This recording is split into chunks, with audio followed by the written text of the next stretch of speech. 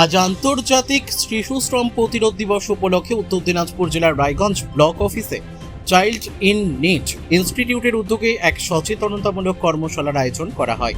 দিবসটির এবারের বৈশ্বিক প্রতিপাদ্য ছিল শিশু শ্রমকে লাল কার্ড, শিশুদের জন্য ন্যায্যতা, প্রাপ্তবয়স্কদের জন্য মর্যাদাপূর্ণ কাজ। এই কর্মশালায় রায়গঞ্জের বিভিন্ন বিদ্যালয়ের ছাত্রছাত্রীরা অংশগ্রহণ করে।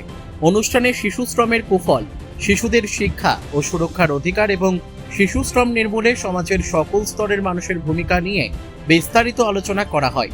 অংশগ্রহণকারী ছাত্রছাত্রীরা বিভিন্ন সচেতনতামূলক কার্যক্রমের মাধ্যমে শিশু শ্রমের বিরুদ্ধে নিজেদের মতামত তুলে ধরে। এই বিষয়ে সিনির উত্তর দিনাজপুর জেলার কোঅর্ডিনেটর সুশোভন দাস বলেন, শিশু শ্রম শুধুমাত্র একটি সামাজিক সমস্যা নয়, এটি শিশুদের মৌলিক অধিকার হরণের শামিল।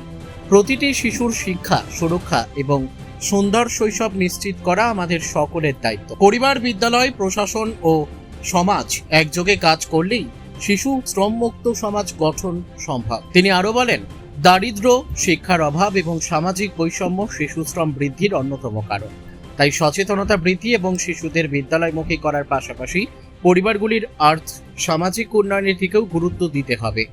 কর্মশালার মাধ্যমে শিশুদের মধ্যে নিজেদের অধিকার সম্পর্কে সচেতনতা বৃদ্ধি এবং শিশু শ্রমের বিরুদ্ধে সামাজিক আন্দোলনকে আরো শক্তিশালী করার বার্তা তুলে ধরা হয়।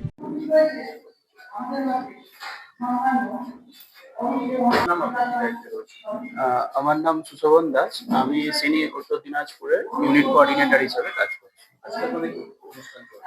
আজকে আমাদের যে আন্তর্জাতিক শ্রমবিরোধী দিবস, সেই অনুযায়ী আমাদের এখানে রায়গঞ্জ ব্লকে একটি প্রোগ্রাম চলছে বাচ্চাদের নিয়ে, এবং আমাদের সাথে রয়েছেন ডিস্ট্রিক্ট লিগাল সার্ভিস অথরিটির সেক্রেটারি এবং পুলিশ কর্তৃপক্ষ থেকে, লেবার ডিপার্টমেন্ট থেকে এবং ডিসিপিও থেকে আমরা যৌথ উদ্যোগে করছি।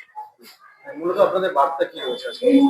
আমাদের মূলত বার্তা হচ্ছে যে আমরা জানি যে আমাদের দিনে দিনে কিন্তু শিশু শ্রমিকের সংখ্যা বেড়ে যাচ্ছে। যদিও শিশু শ্রমিক নিয়ে বলতে গেলে যেটা বলতে হয় যে আমাদের যে হারে বাচ্চারা স্কুল বিমুখ হয়ে পড়ছে, এবং আমরা দেখতে পাচ্ছি যে প্রত্যেক বছর মাধ্যমিক থেকে উচ্চ মাধ্যমিকে যে বাচ্চাদের রেজিস্ট্রেশনের হার কমছে, সেই ক্ষেত্রে আমরা চেষ্টা করছি বাচ্চারা যেন আরো স্কুলের অভিমুখে যায়, তাদের শৈশব যেন আরো সুরক্ষিত হয় এবং সুনিশ্চিত হয়।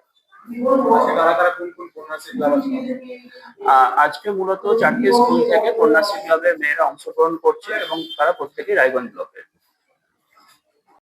রায়গঞ্জ থেকে রামকৃষ্ণ দাসের রিপোর্ট, কুলিক নিউজ।